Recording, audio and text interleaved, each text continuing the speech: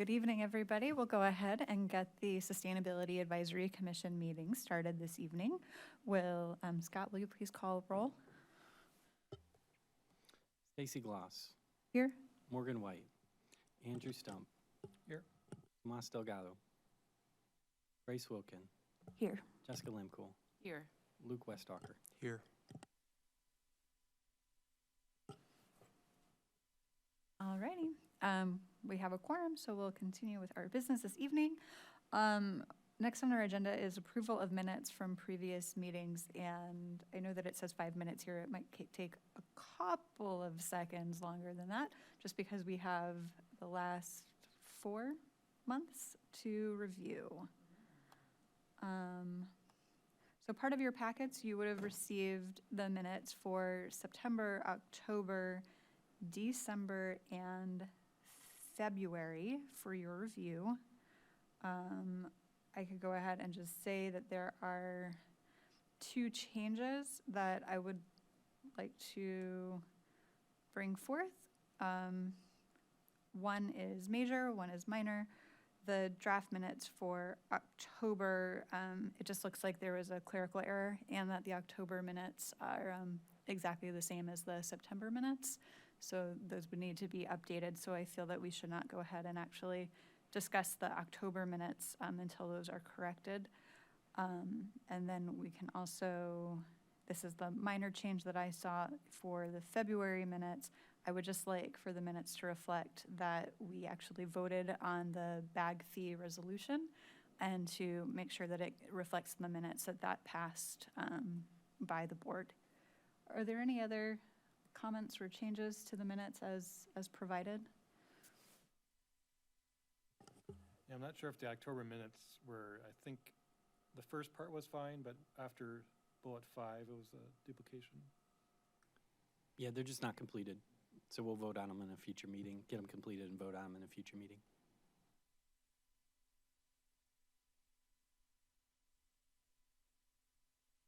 I made some updates just in the minutes before the meeting to the February minutes according to Grace and Stacy's emails and emailed that out.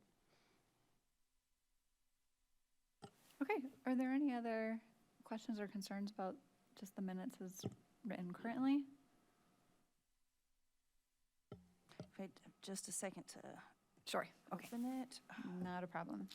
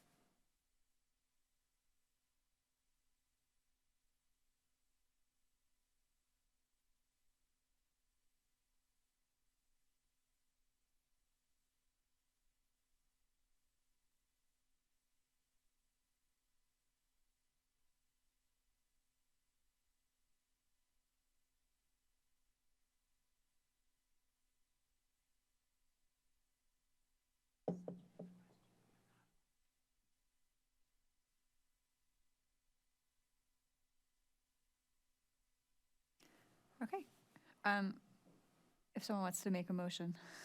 Yeah, I would move for approval of the minutes of February as amended, December, and September. Thank you. Is there a second? Second it. Great. All in favor of approving the minutes for September, December, and February, say aye. Aye. Aye. Okay, motion. Who's the second? Andy.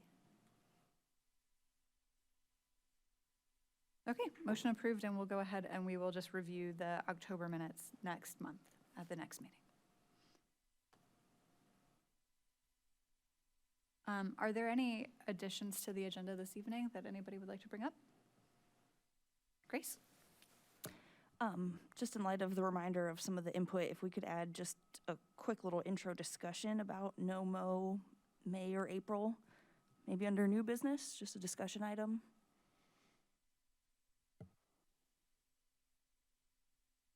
And I was also going to add, just kind of going back to our JEDI goals and progress that I've made on one of those goals.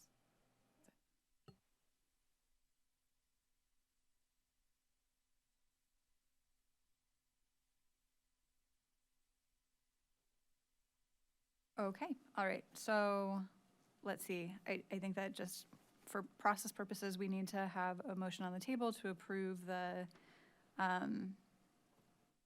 to approve adding NOMO, April and May to an agenda under new business. I don't know if I can do that or not. So moved.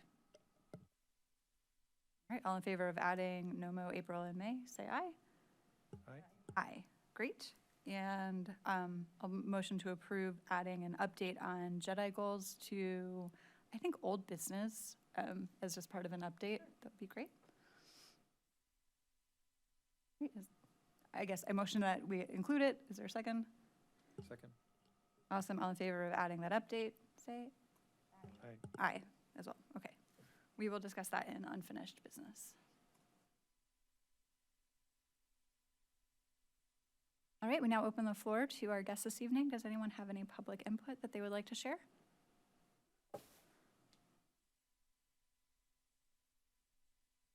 All right, so we will move into our presentations for this evening. This evening we have Carmen Franks, who will be talking with us about streetlight and stormwater asset management plans for Urbana. Welcome and thank you so much for joining us tonight.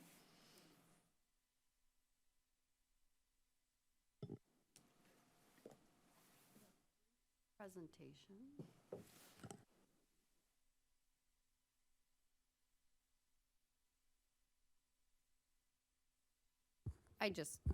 I'm just far away from it.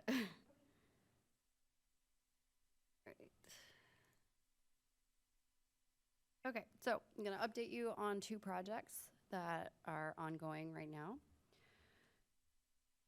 Our first, and I'm going to have more of a focus on streetlight asset management plan than the stormwater one, because I thought that was of more interest to you guys.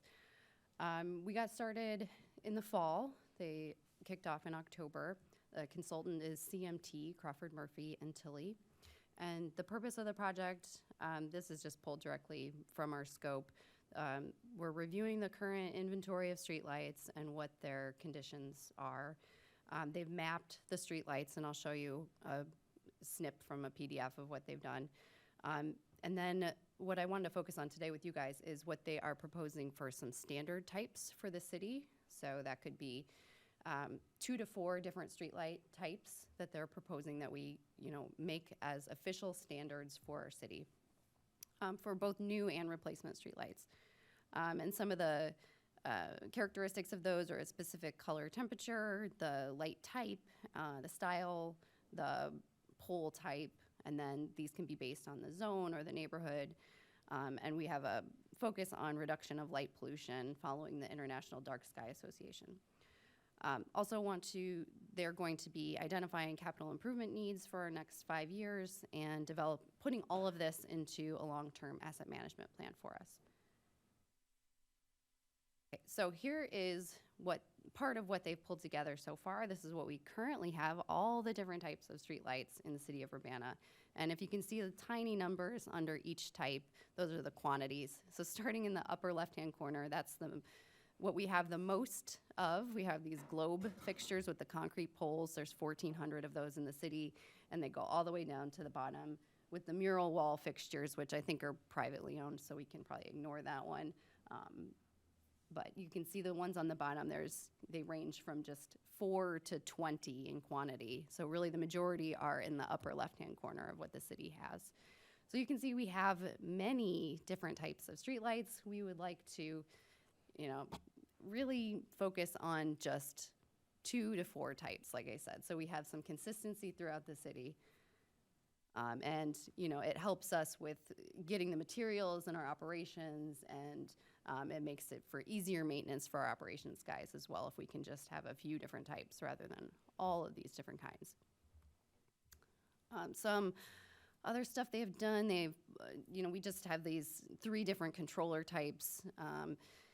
The pad-mounted one in the middle that we have 34 of, that's probably the one that we're going to stick with as our standard because it's the safest and easiest to maintain. Then the map on the, below that is just the different controller types throughout the city. But the map on the right is all of our different light fixtures and pole types. So this is pretty interesting if you can see the different types there. It's kind of hard to see on this, this slideshow, but in the PDF you can see, you know, the orange designates all of those globe fixtures on concrete poles. The red are our Cobra heads, that's the second most type on the aluminum poles. And then what's interesting here is you can see some of these new neighborhoods don't have any streetlights at all. And that will be changing with our new manual of practice that'll be coming out that requires streetlights on all new developments. So what they have come up with, CMT, our team that's working on this, has come up with 2 major categories. The Cobra head lights, which you saw we had many of these. So these will be on our, you know, on our busier streets. And there's 2 examples of what they look like here. So we've got the standard, more traditional type on the left, and then a more modern looking one on the right. And they'd both be LEDs. So this is the easy one to upgrade, you know, making sure all of these are LEDs, and these are all complete full cutoff, so they would meet the dark sky requirement. I'm just Yeah. so sorry to interrupt. Oh, it's okay. What is an LPW? I don't know. Lumens, okay, thank you. Lumens Lumens per what? per watt? Per Or lumens something. per watt, Lumens yeah. per makes sense, okay. Yeah. All right, thank you. So it's the lighting, how much light comes out. I find that lumens per watt is a thing on the internet, so that's likely what it is. Thank you, okay. I rely heavily on our consultant for the lighting expertise here. And then our trickier standardization here is going to be this lantern type.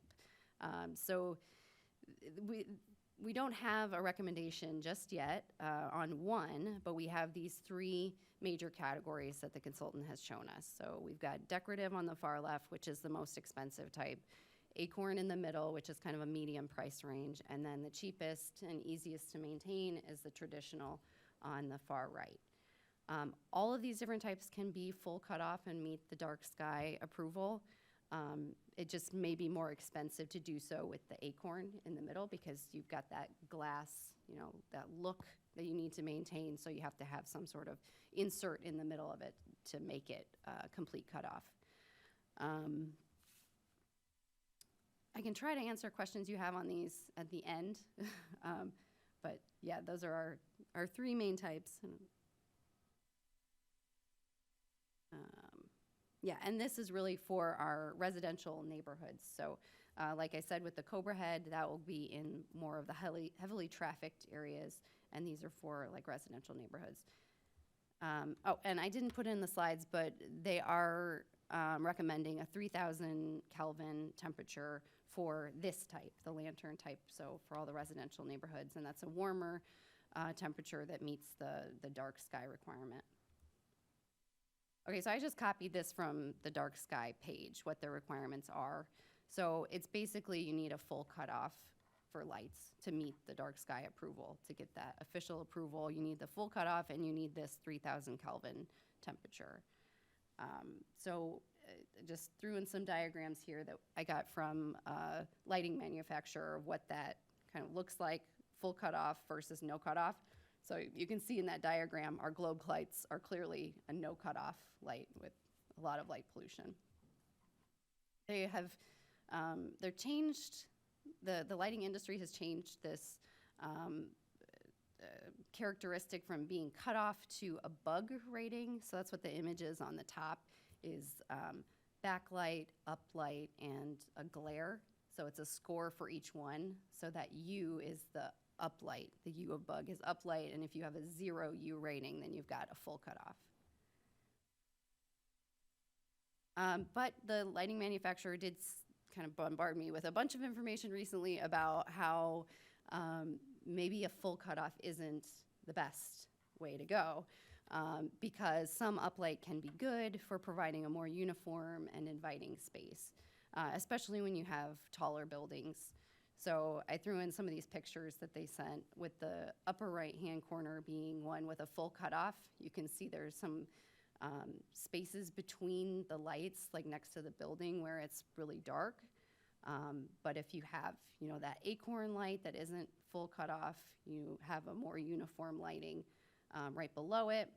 But, the downside of that is obviously you have a lot of lighting pollution. So what they recommend is this prismatic acorn on the bottom left, where you can control the uplight by putting in those inserts in these, the luminaire head, to, cut up. It's hard to tell in this picture. I was trying to see, does it look darker in the uplight? Not really, it looks the same to me. But the point is that they're controlling more of that uplight, but still providing a uniform and inviting space and getting rid of that, canyon effect between the buildings.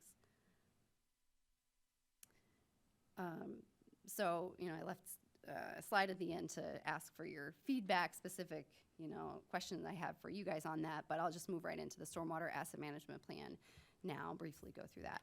So this, we previously called it the stormwater master plan, and it started back in June of 2019, so quite a while before I joined the city. And a draft was submitted for the stormwater master plan in November of 2020. But we had some turnover in the city in Public Works. The person who was managing the project left, and then COVID hit right when they were kicking off their public involvement for the stormwater master plan. And so this got delayed and then restarted in early 2022. So CMT really kicked off things again in summer of 2022, and where they're at right now is, restarting our public involvement. And we met with the mayor and the city administrator and our finance director last week to go through where we're at in the plan. And we will be starting our first technical advisory committee meeting next week, and meeting with 2x2 with council members the following week. So the purpose of this plan, they're evaluating our current assets for the stormwater infrastructure system that we have in place. What are the conditions? What are the replacement values? And then proposing some program alternatives and looking at the costs of those alternatives and what a potential stormwater utility fee rate increase could be. So this is just, simple table of what our stormwater assets are. And they did leave out the streams in here. So we've got Boneyard Creek and the saline drainage ditch that leads to the Salt Fork River that are left out, which we also have to maintain as part of our stormwater program. But really the majority of the system that we're talking about is the collection system, which is our manholes, our inlets, and our pipes. So we've got, 764,000 feet of pipe and 8,300 structures. So that's the bulk of this replacement value of over $343 million. Okay, I crammed a lot of stuff on this one slide, but I just wanted you to see the different programs that they're proposing all in one place. So basically, we've got the status quo, which is where we're at now. That's our current stormwater management system. We maintain maintaining our current system, the way that we have been. So maintaining our current program activities, and not really changing anything, right? Program 2 is we do the status quo, but then we also add in additional activities to help us meet a new MS4 permit that will be coming out any day now. It was projected to come out in March. So, well, it was projected to come out over a year ago, but EPA delayed by over a year, which is typical for these permits. But now we're expecting it this month, and they've already shared with us what the new requirements will be in this permit potentially. So we've added in a number of activities to address those permit requirements, and that's program 2. So the NPDES is the National Pollutant Discharge Elimination System. MS4 is the Municipal Separated Storm Sewer System. So basically, we're ensuring the water quality of stormwater that reaches our water bodies. Okay, program 3 is maintaining the status quo, plus we've added in additional maintenance and repairs. So this is cleaning and televising the remainder of our collection system. So excuse me, right now, we have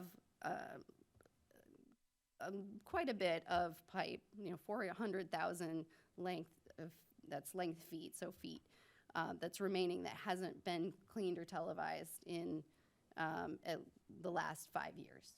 So this is adding that into our program, and making sure that we keep up with,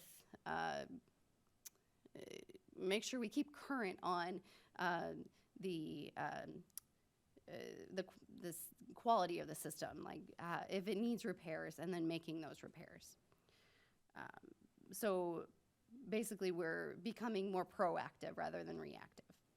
And then number 4 is making sure we're keeping up with these life cycle repairs, that we have the budget in our program to rehabilitate and replace the pipes and the manholes and the inlets as they age out of the system. So this is based on 50 years rehabilitation of sewers and structures, and 125 years for another set of sewers and associated structures. So this is just projecting what the age of our system is and when those would need to be replaced. And so this is what our consultant has estimated as the costs of each of these programs. So, and again, these are not building upon each other. Each of these is separate, except that they include the status quo. So like 2 includes 1, the status quo. 3 only includes 1. It's not building upon them. So we've set this up so that we can kind of develop our own program as like an a la carte system and pick and choose aspects of each one. So we don't expect to fully fund, program 4 right away, but we could, anticipate funding it partially. And same with program 3. And 2 is so negligible in cost here, I'm sure we can manage to do program 2 in addition. So right now we're kind of getting a feel for what that fee would need to be and how comfortable we are as a city of increasing that fee and how we want to go about doing that. So I didn't include the fees here, but the current stormwater utility fee is $5.60 a month for an equivalent resident unit. So that's basically a single family home pays $5.60 a month for their stormwater utility fee. So you can see with just based on the percentage increase of each of these programs, we'd be going up by just about 3% to do program 2. So that's about a 17-cent increase. Program 3 goes up by 42%. So you'd see that go up to around $8 a month. And then program 4 is like a 300% jump. I think you're gonna see around $20 a month for that one. So that's why we are getting the message out and getting feedback from groups like you on what we want to prioritize.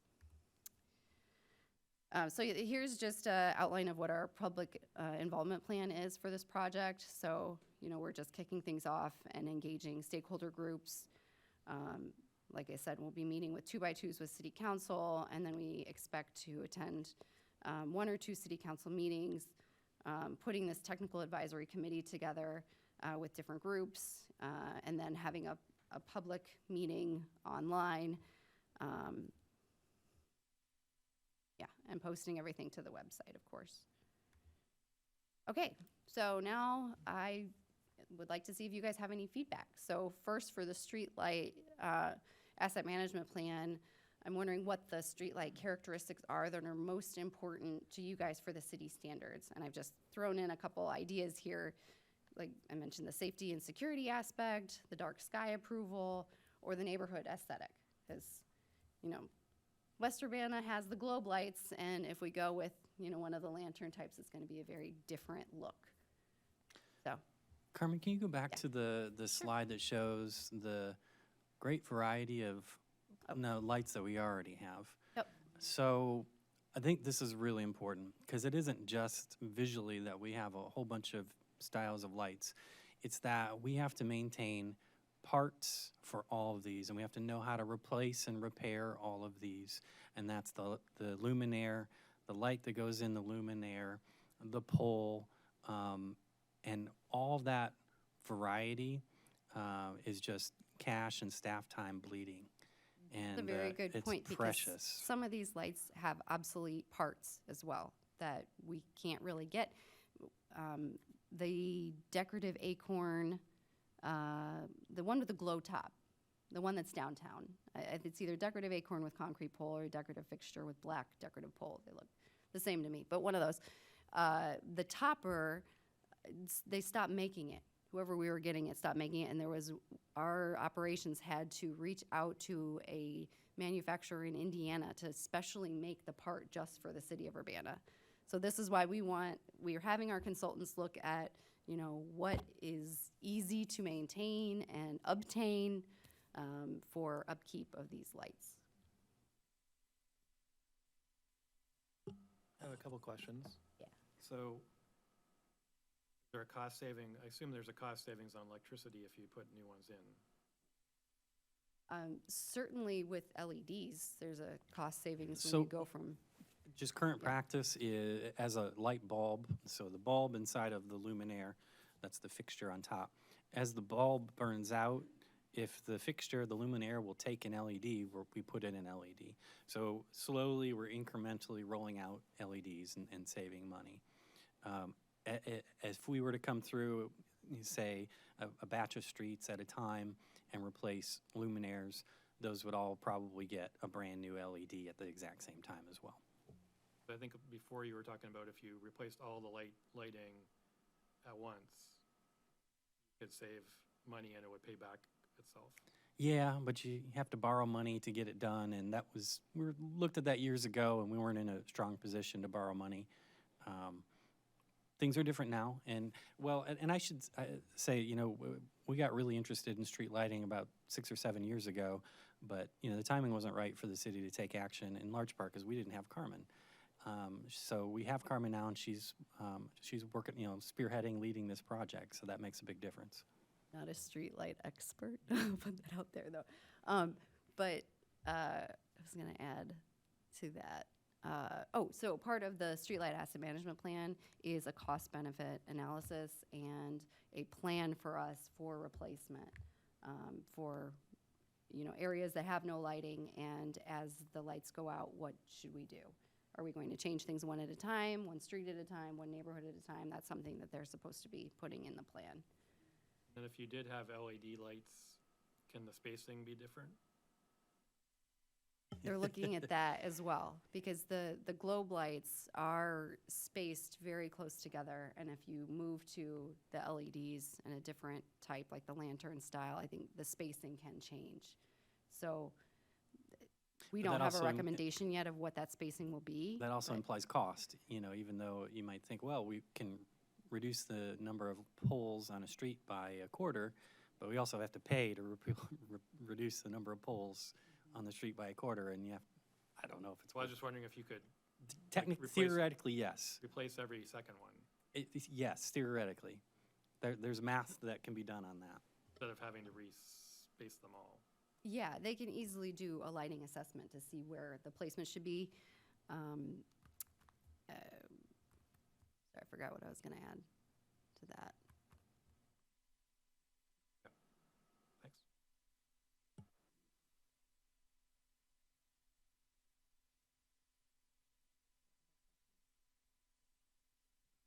I was just gonna say, well, one question I had about the acorn lights, will they be impacted by weather? Like they don't have like the metal on top, so would they break more easily, or is that a concern? I don't know. That was a question that we had when the lighting representative came, and he said that they were throwing hockey pucks at it as a test, and they would not break. So he assured us that they were Yeah. strong enough for hail and weather conditions. There's cheap ones that break, and then there's the brands that this consultant was looking at, which are higher end, and they take hail strikes and all that. So that shouldn't be any more worry than the others. Is the impression I got from that conversation. Right, same. I mean, from an aesthetic standpoint, looking at these pictures, the middle one is kind of, I don't see the decorative one being so much more beautiful to look at than the middle one personally, but. The other question I had about the Acorn lights, you mentioned that it costs more to put this uplight block in it. Is that like something that also creates more waste, and like how much more cost, you know? They told us about, estimate. The Acorn lights themselves were $850, and I think it just brought it up by $50 to $900 if you added in this additional component. If we, to have some perspective there, the decorative ones are $1,400, and the traditional are $650. So. For my taste, I really like those traditional. One other thing, I think I recall, Carmen, correct me if I'm wrong, on the traditional, from the top to the bottom, I think the three on the bottom were full cutoff, dark sky compliant, and the ones at the top were not, but they were like 98% cutoff or something like that. They were almost full cutoff. And I'm comfortable with like almost dark sky compliant, but not technically, we can't make the claim. And the distinction is some people like that look of a glass lens on the ones on top versus the ones on bottom. But I think it's probably actually the lens that kind of reflects light a little bit upward, and so you're not quite 100% cut off.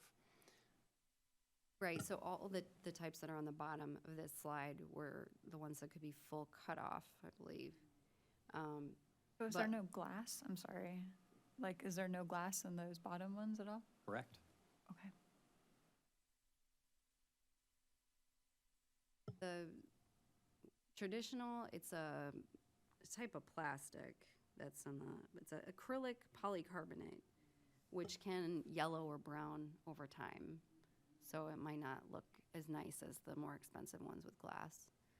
So the traditional on the bottom with no lens, I have seen them on the street, and the distinction between the lens and no lens, and it's the same goes for the decorative in the lower left. If you look up right into the light, you will, for half a second, kind of see the individual diodes glowing. And then you look away because you can't stare at a diode. And then you'll never do that again because it hurts your eyes. But some people don't like to see the individual diode. They want just sort of a generalized glow. And so that's the distinction stylistically, aesthetically. It doesn't bother me one way or the other. Yeah, I'm wondering if anyone else has any thoughts on if you must have dark sky compliant, or if, like Scott, you're comfortable with mostly cut off, but not entirely cut off. Because anything is going to be a huge improvement from the globe lights for. One of the things I think about is that we have a lot of tree-lined streets, and I suspect that in like many cases that the tree canopy, I mean, I realize it's not in the wintertime, but like the tree canopy might be covering some of these lights anyway at some point. So like, I don't know. I feel like it's important to have dark sky coverage just because of the kind of environmental value that brings. But I also wonder if you end up with some extra cover when we have full tree canopy in the summertime. One of the questions that I'm curious about was that on the map, it looked like there were some neighborhoods that don't have streetlights. Right. And then just the street on the bottom, I'm assuming is Windsor, where it's like the long red Yes. and at the bottom? Okay. So I guess there's a couple of neighborhoods. Do these neighborhoods, or do any of the neighborhoods have requirements for houses or homes to maintain a light pole on their property? No. I know that some subdivisions and other places do. No, they do not. And up until we publish our manual of practice to go with our updates to the Land Development Code, there have been no requirements for developers to put in streetlights in new neighborhoods, but that is something that will be changing when that gets published. I'm sort of curious, I'm not fully oriented to the map of Urbana all the time, but I wonder if there are some neighborhoods that are on this map that don't have any lights that would feel like they're left out or have been left out or haven't had an investment in streetlights that would feel for safety reasons, basically for safety reasons, whether or not like they should be prioritized to get streetlights even before some okay streetlights are replaced in other parts of the community. Right, so that is part of this asset management plan, is that they are looking at our capital program. So where do we need to put in new lights versus replacement and prioritize those? Are there any other, yep, Grace, go ahead. Thanks. Thanks so much for the presentation, Carmen. I'll probably have opportunities to give you more of my thoughts, so I'll just keep it brief here. But as far as your question about those, 3 ideas or others to consider, and my kind of cop-out answer is, all of them when possible. Like my idea of sustainability is we want things that are good for the environment, economy, and society. And if it's not all 3, it's not that sweet spot. And so, yeah, I think it's important that it has that safety, security, aesthetic, dark sky, energy efficient, and finding the sweet spot that hits all of those. So I know it's not particularly helpful, but I think those are all important as to your direct question. And I just had some other logistical thought questions just initially about, so thank you for clarifying. It sounds like we're talking about maybe putting in new poles where we have gaps to start with. And then are we talking about overhauling and like replacing all poles or as they get decommissioned? It would be as they need to be replaced. Or if we are doing a project in that area anyway, incorporating upgrades there, plus, where there are gaps. Yeah, and then I was thinking about the concrete poles. That just seems like a big undertaking, and also like demolition waste and things. I don't know if there's a way that we can get a new topper for a new fixture or an insert on the globe that blocks that top part, because I think there's also going to be, when we get into the whole process of public input, I think there's going to be a lot of people concerned about the historic preservation, and we've had these ones, and then also just on a material and cost benefit. If we already have these concrete poles, that seems like a lot to replace. If we Right. could utilize them, that would seem to make sense. Yeah, that's a good point, and I didn't have time to put in everything that the consultant is working on into this presentation, but that is another thing that they are considering, is where the poles are in good condition and where a light could be replaced, and just keep using the pole that's already there. What type of light, what type of lantern would fit best with those, and they've been working with our operations guys, our electricians, to see, what the fittings are at the top of those. So that is definitely a consideration. Great, thank you. Some of the fittings at the top of some of the existing poles are non-standard, and nobody makes something that attaches to it anymore. Some of them are standard sizes, and if the pole is otherwise in good shape, we'll probably reuse the pole and just drop a new lantern on. That's part of this craziness of this image that Carmen showed of just all these types. There's even more variety beyond that, and it's just a drag in terms of staff keeping up with it and money to maintain parts. I was just gonna say, I think, yeah, the waste piece of it, and if we can be dark sky, like, why not go for it? The sound of like the Browning plastic as the option for a $600 light pole sounds like, ooh, that doesn't feel like value for money, so that would be my only point on the aesthetic part, but yeah, the waste and dark sky approved, if we can do it, would be awesome, I think, because we're trying to, pave the way on the environmental side of things, so awesome. Thank you. Before we move on to the stormwater management program discussion, I want to see if anybody in the audience would like to ask a question to Carmen. Anybody? I just wanted to put it out there that we could provide space for you to kind of come up to the mic and ask if you've got something. Okay. All right, so we'll move on to the stormwater management programs, our top priority for the team. Thank you so much for the presentation on the lighting. I think it's interesting, and it highlights a lot of the complexity of the issue of big projects like this. Yeah, if you have any follow-up questions, feel free to Okay. email me. I can have my consultant help me with the answers. I'll kick us off with a question about the stormwater management program. On one of the slides, it said that there were 2 green infrastructure projects in the city, and I was just wondering what those were. So there is a rain garden at Public Works Building, and there is a bioretention on Broadway, across the street from the Broadway Food Hall. And, you know, it's by the Boneyard Crossing there. It's a very small green infrastructure projects. And the maintenance there is really just pulling weeds and picking up trash, making sure the water can still flow into them. Is the plan that, sorry, not just on the assets, but on the page where it talks about the alternatives and the cost for alternatives, I'm wondering if this is only based on residential, or is this throughout the entire city? So this is for our entire stormwater infrastructure system, so Okay. throughout the entire city. When I was giving you estimates for the ERU cost per month, that's really just a single-family residence. Other properties have to pay by the ERU, so that's 3,100 square feet of impervious area. So like the University of Illinois is paying, you know, $100,000 a year for their impervious area, and, you know, larger businesses are paying much more than $5.50 a month for that. So I was just trying to give perspective on what, you know, an individual homeowner is having to pay for that.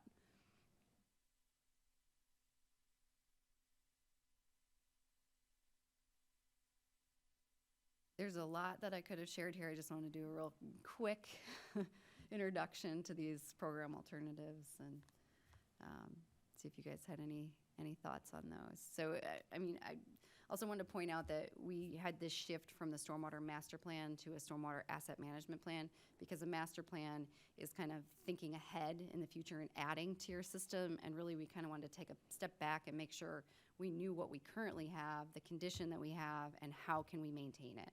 And then once we get this established, then someday we can, you know, project, you know, new like pilot green infrastructure projects in the future. Ideally, that's what I would like to be doing, but right now it's just what do we have and how do we maintain it? I'm sort of curious about the status quo and the number 2 in addressing future NIPD's permit requirements. If, like, I guess what I'm wondering, is it okay to only maintain status quo without complying for MS4 rules?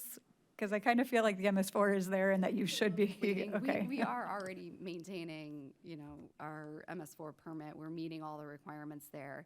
This is just, you can see the change in cost here is only 56,000 above the current. So it's a really small addition. And we're projecting what the new requirements are going to be. If we maintain status quo, you know, we're already doing a really great job of meeting our permit. These are the consultant's words, not mine. He told us we're doing a really great job compared to other cities meeting MS4 permit compliance. So, yeah, I wouldn't say that we would be out of compliance by not doing these additional activities. These would just, you know, go a step further.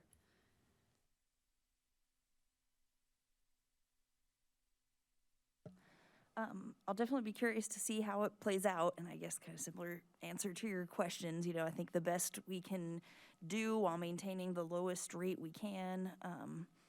So I would definitely be curious to see how all that cost benefit comes out here. And I was wondering if we already have, or if we could have these slides, or did you reference a larger document also? No, but I can send you these slides. Yeah, that'd be great to have as SAC to refer back. Thank you.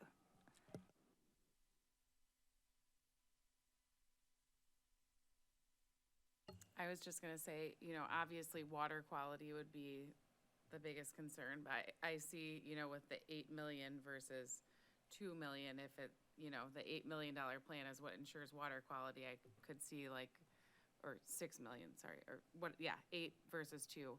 I could see why one would think, ooh, water quality, maybe we have to kind of like shelf that thought a little bit. Well, the water quality piece is really the future NPDES requirements. So Okay. that's, you know, Not so much. yeah, Okay, that permit fair is all enough. about water quality. These other pieces, the maintenance and repair and rehabilitation and replacement, is reducing our risk for Gotcha. storm sewer failure. That makes and sense. manhole failure, inlet failures. So it's makes making sense. sure we know the condition of all of our structures and pipes, and that we're keeping those in good condition. Gotcha. The city's surface waters are in compliance with US EPA. I think, can you go back to the bullet pointed slide? Yeah.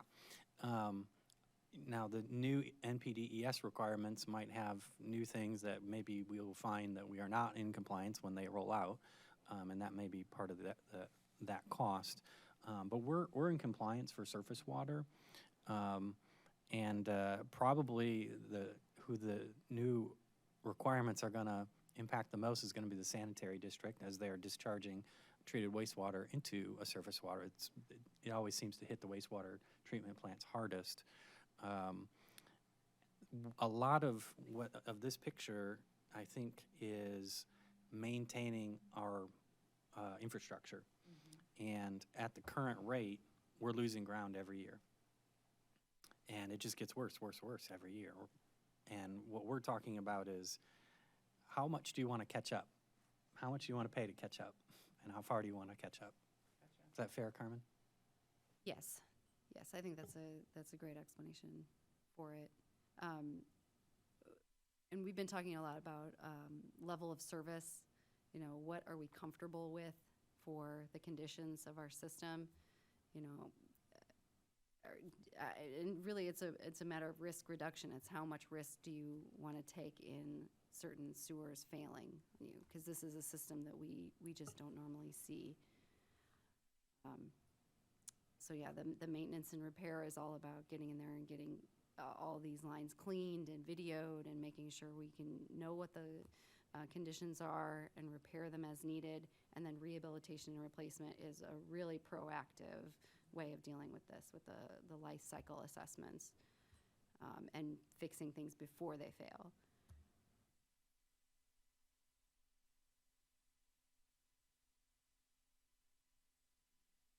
It was way longer than 15 minutes.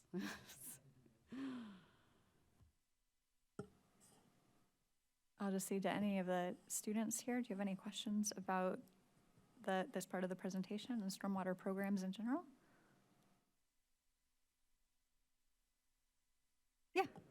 Yeah, could you, I don't know if the mic is on, but if you'd mind sharing that at least, then we'll capture it on audio. Thank you. Just curious about the dark sky requirement for the streetlights. Is that a city requirement, or is that a state law? What's the background of it?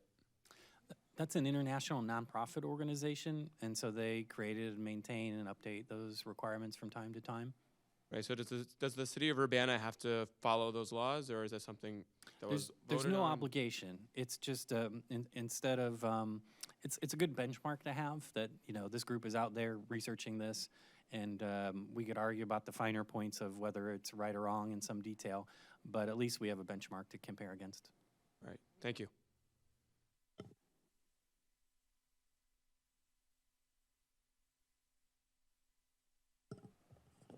Awesome, thank you for the question.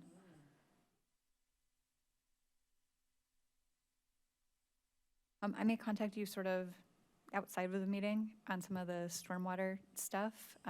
It gets into a longer conversation, but I'm definitely interested in talking through some of the opportunities that if the fees were to go up and we were talking about these full replacements of systems, whether or not the incentives for residents would change in order to provide some incentives for residents who are doing kind of green infrastructure projects at their homes. You know, we have a good rain barrel program. I know that there are some incentives for like things like rain gardens, but if I remember, it's like really, really expensive to install a rain garden, and the incentive is like really minuscule in comparison to the costs. So bringing some of these things in line for the benefit and value could be of interest in taking a look at that on that side of the program, so that residents feel like they have the opportunity to kind of make changes that are positive for stormwater within our community if they want to contribute to that. And if they don't want to contribute to that, then, you know, they could pay the full price. Yes, definitely. And CMT is the consultant that's doing our stormwater asset management plan as well, and that is part of their scope, is updating the credit and incentive manual to make it more incentivizing residents to actually install those practices. Awesome. And then when the report comes out to you, I might be also interested in just taking a look at, are there different areas, part of the city, again, sort of thinking about if there are areas that haven't been as invested in, or if they have aging infrastructure quicker, if there are any equity issues that need to be, kind of addressed in terms of addressing certain neighborhoods to bring them up to kind of parity with other neighborhoods on these issues, and to kind of just like bring that lens into it so that some neighborhoods aren't left behind in the process. Yeah, that's a good point. Great. Thank you so much for the presentation this evening. Really appreciate it. Thank you, guys. I think next we'll have the staff report. So I don't have a formal staff report as I typically do. Essentially, everything we've discussed in the past, we're still working on, so there's no news to report there. I did include Courtney Kwong, Recycling Coordinator's annual report there. And, I think the upshot in that report is, recycling rates continue apace, but the amount of landfill material that is being generated has gone up. I am still processing data for the annual report that I typically provide, and working on a new report template on Canva, as the software I used to use is no longer serviceable, so I have to recreate that.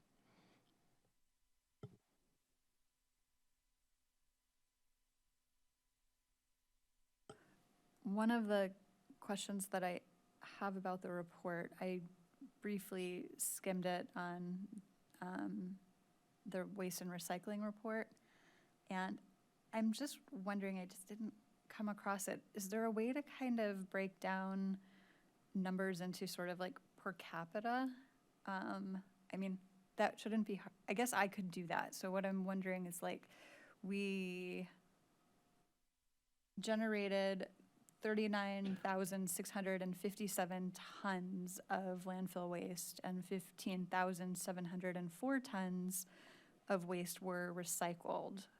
And so I don't know. I want to see that on like what does that mean at a per person level? What's the average amount of waste that an individual person in our community is generating and sending to the landfill or recycling? I totally realize that individual behaviors and households and everything else make these things widely differ, but that average might be nice as kind of as taking a look. The other part is from 2011 to 2022, we were seeing, higher rates of landfilled materials. I think there was a note in here also about increasing the number of, units or dwellings within the city, so that we might be seeing more waste as a result of more people living here. It'd be nice to have a graph on that as well.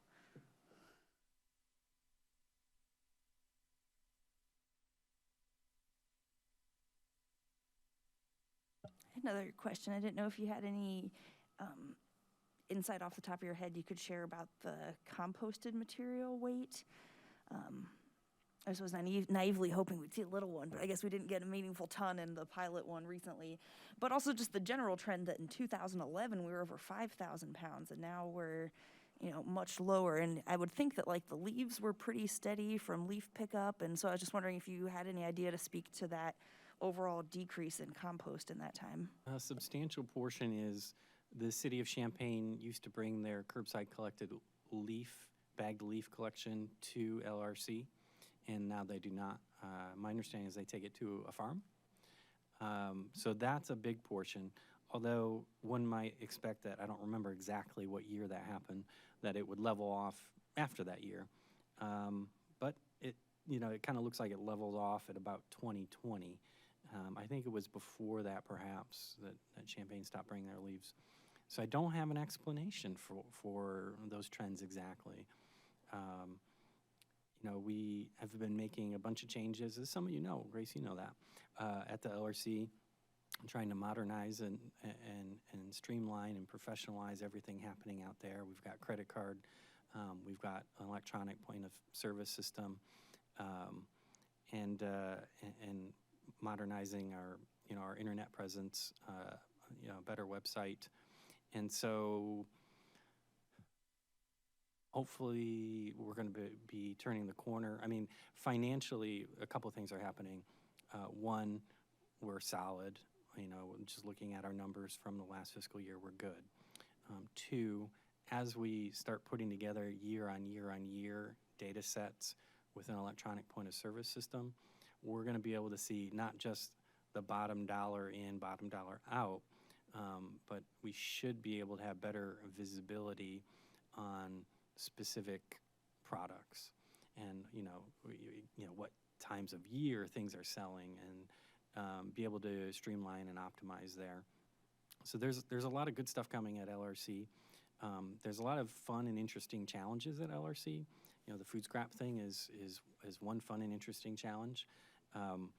We have, basically entered the entry level, of food scrap collection. We're pre-consumer, commercially generated, but the hauler infrastructure, the private hauler infrastructure is at the small scale, and it's already topped out. And the private hauler infrastructure now needs to go to the next size or scale of equipment to bring more. And so that's great. We've already hit a threshold, and that system's ready for an investment. So that's really fun. We have a ton of bulk wood. We charge for disposal of bulk wood when a tree is removed. That's bulk wood. And we give bulk wood away for free. We invest staff and equipment time to quarter bulk wood, which we also give away for free. And then we invest staff time to split firewood, which we sell. We still have a mountain of bulk wood. So that's an interesting challenge for us, maybe an opportunity. You may have seen in some of our social media, one of the sources of our bulk wood is the city's arbor division. So when they have to remove a tree from the right-of-way, for the many reasons that happens from time to time, they typically dispose of that at the LRC. Well, there was a tree removal planned, and the city arborist identified that tree as a very desirable lumber species, red oak. And so he had that log removed and sent it to a sawmill and turned into slab. And so we've already done this once before with a hackberry, not a very desirable woodworking species. This is I don't know if this is the most desirable wood species, but red oak is very desirable. And so we're going to try and sell that.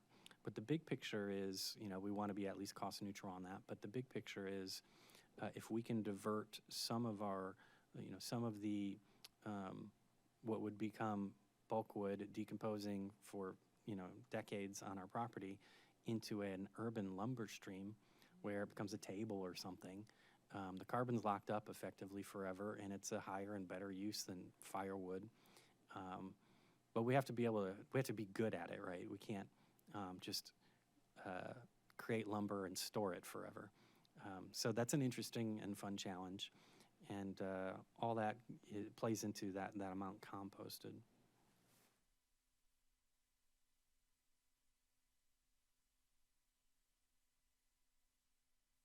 Just curious, how do they intend to sell the wood? And where do they store it to dry it out after they mill it? So there are, from what I've heard from time to time, there's probably 4 or 5 sawmills in this area in Champaign County. So there's plenty of sawmill capacity. So we had it milled somewhere locally. We have a storage container where we're holding the hackberry lumber. That's full. And so we just have concrete outdoor space where we're storing and drying the red oak. So it's considered green. It'll air dry over the course of a couple of years. Once it's air dried, it should command a higher price. But at this point, we're not selling the hackberry. So, it's hard to raise prices. First we have to sell things before we can start raising prices. But it's stored out at the Landscape Recycling Center, and then we sell it through the Landscape Recycling Center. So it's posted as a product on landscaperecyclingcenter.com, I think.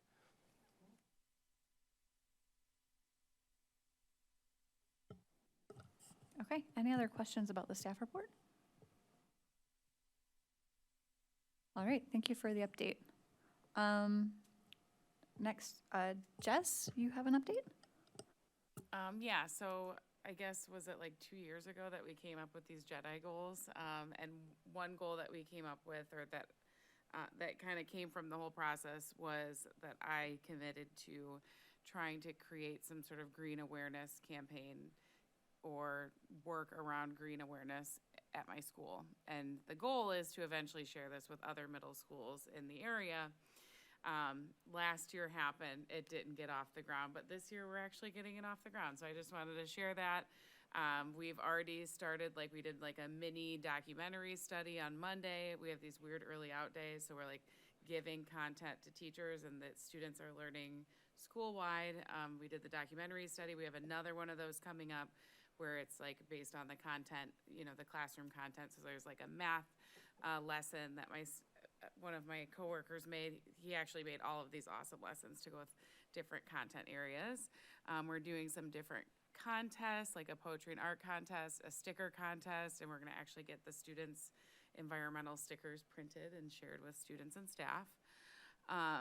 We're sharing some enrichment content for classrooms. And then we're also trying to do some green initiatives ourselves, like working on recycling. We know that, you know, our school district recycles, but we're not sure that it actually makes it to recycling. So we want to recommit to that, teach students and staff how to recycle appropriately, expand our recycling. We're gonna try to do some tech waste removal. We are talking to Grace about potentially getting hooked up with a free industrial composter, because we waste a ton of just decent, like, food that would be so good for compost. And then we're also doing some service projects, like some trash cleanup and some, hopefully making a pollinator garden in the front of our school. And we're trying to get a bunch of guest speakers in. So we have this like magnet coordinator, and she reached out to this lady, Katie Shumway, which maybe some of you know. I don't know. She's at the U of I. I saw that Morgan's name was on the list of people that she was reaching out to. So she's reaching out to a bunch of U of I people, and we're just like interested in getting any speakers in that would want to speak to middle schoolers about the environment, be it, you know, that their career's related to that, or that they are passionate about the environment or doing some sort of activism around the environment. So we're just doing our best to like have a manageable goal of something that really celebrates the planet in the month of April. That's what we got. Yay, awesome, congratulations. It sounds like you guys are making amazing headway and progress, and it sounds like a very fun place for the kids to learn about the environment and environmental programming. Thank you. Yeah.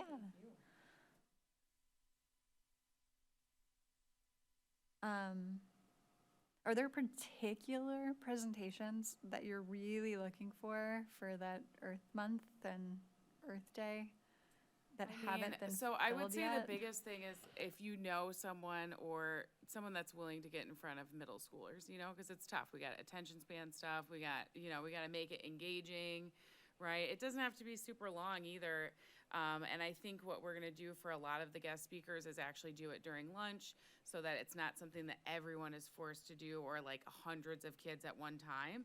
And then it's the kids that are most interested. So for instance, we just talked to a lady, and I can't remember her name off the top of my head, but she's with an organization of student activists that like go to the climate summit, you know, the global climate summit in Evanston. And we're going to try to get them to Skype in and teach our kids about how they went to become zero waste schools, how they like went to go speak to their board about bringing, you know, green things to their schools, and just like their different experience with activism. So really, like, it could be anything. We also happen to have, during the month of April, this career fair thing with our 7th graders, where we're trying to get any speakers in from around the cities. So we're excited to potentially have some of these guest speakers speak at that event as well. And that would just be to a classroom, like you'd be following through a student schedule. It'd be probably a full day. But really, anyone who's like wanting to share information, feels like they have information relating to the environment that middle schoolers could grasp, be excited about, we are so down for having the guest speaker. So if y'all know people, I would love for you to send me some names. That's all.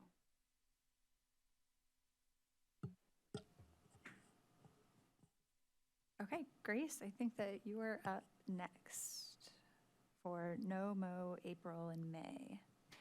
Yeah, just wanting to have just a quick little discussion. I'm curious in the possibilities on how to make this work, since we were all sent an email asking us to consider no mow May, and Scott was saying maybe April was in there also, about not mowing on city-owned properties and waiving residential fines or restrictions on grass yard length in that time. It's something I'm definitely in support of an environmental issue and pollinators and things. And then also personally, some of my neighbors decided my grass was too long at the end of last May when I was going all no mow May. It was all on the radio. But you can still get fined if your grass is more than 8 inches. So it was a warning, but the next time it would be a fine or a city fee. So I was curious on the logistics of it, because I do think it's also potentially harmful to not tell people that. Like, even me being involved in stuff, it's like, oh, no mow May, and then like, oh, no, but only up to 8 inches. If you don't mow those last few days in May and it gets above that, you can get a fine from the city. And as I think Scott's clarified, it's not like the city is necessarily going around targeting people, but there are, if a neighbor complains, they have to do something about it. So I had a couple emails with the person who raised the issue, and some of what she describes is interesting.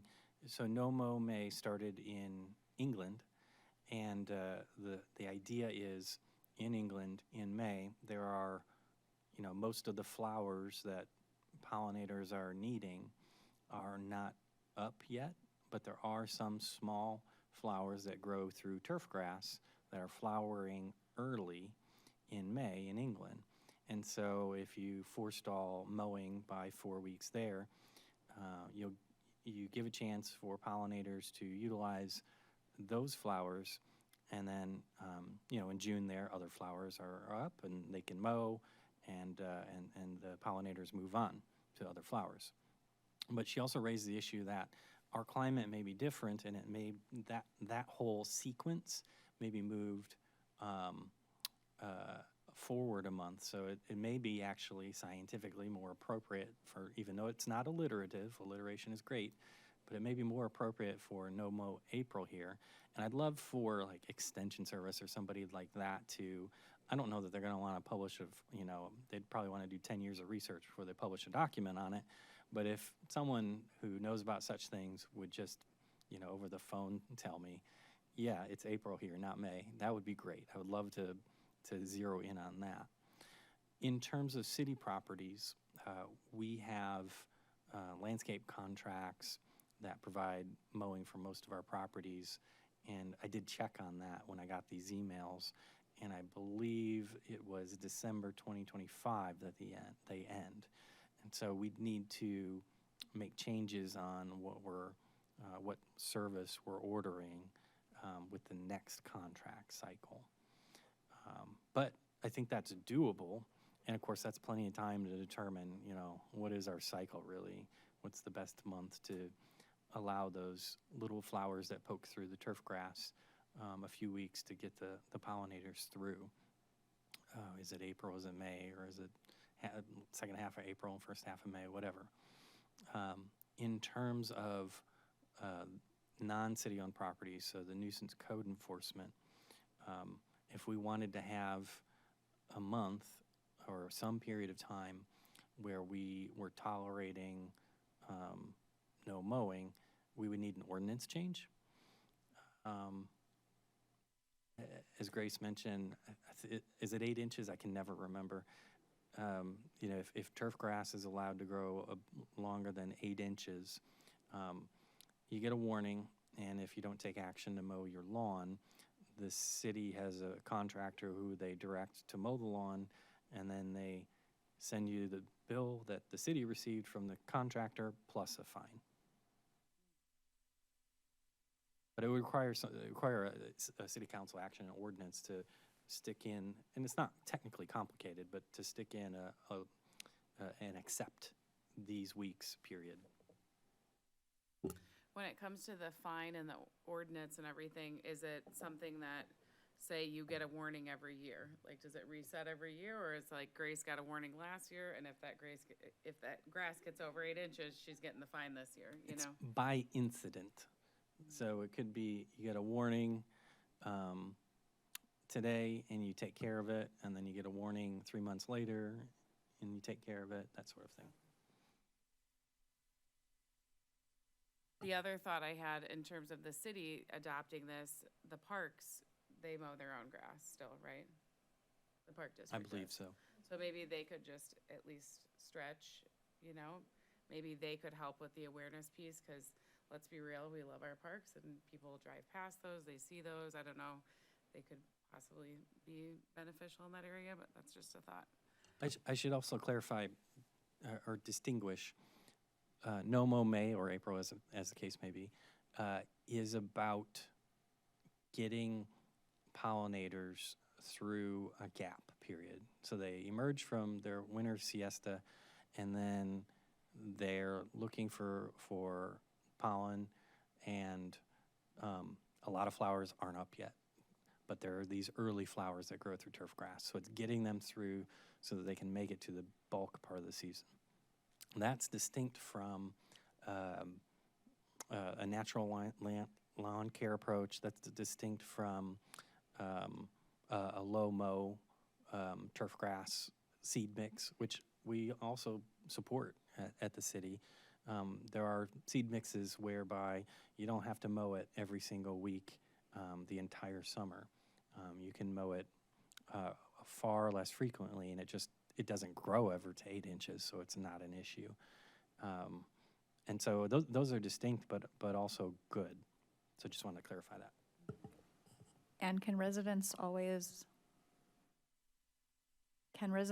apply for, what is it called, like a pollinator-friendly yard?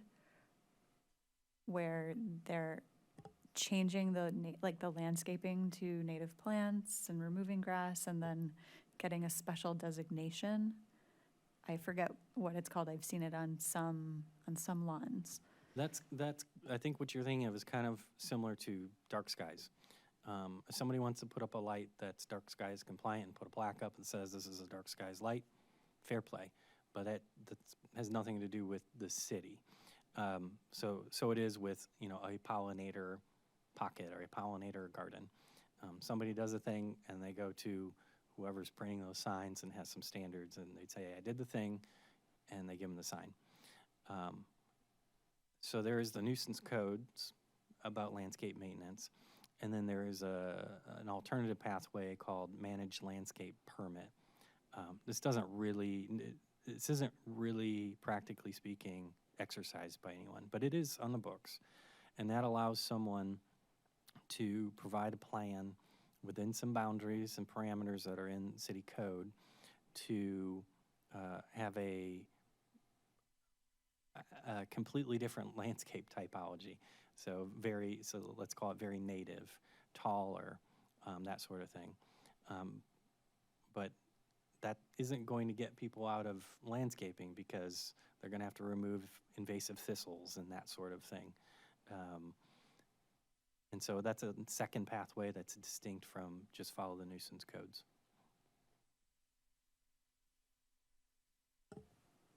Okay, does that feel like we have the information that we're looking for on this issue?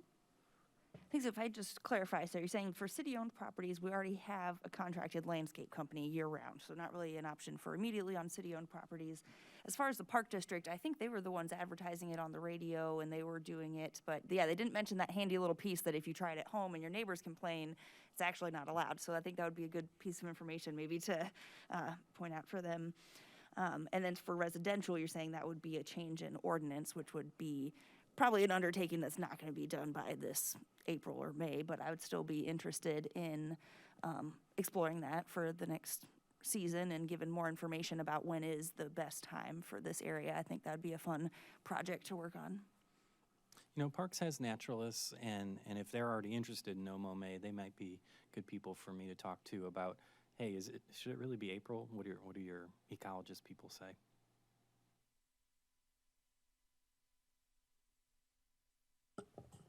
I think that would be a really interesting conversation, and maybe we could invite somebody for April to give like 10 minutes if we have time in the agenda.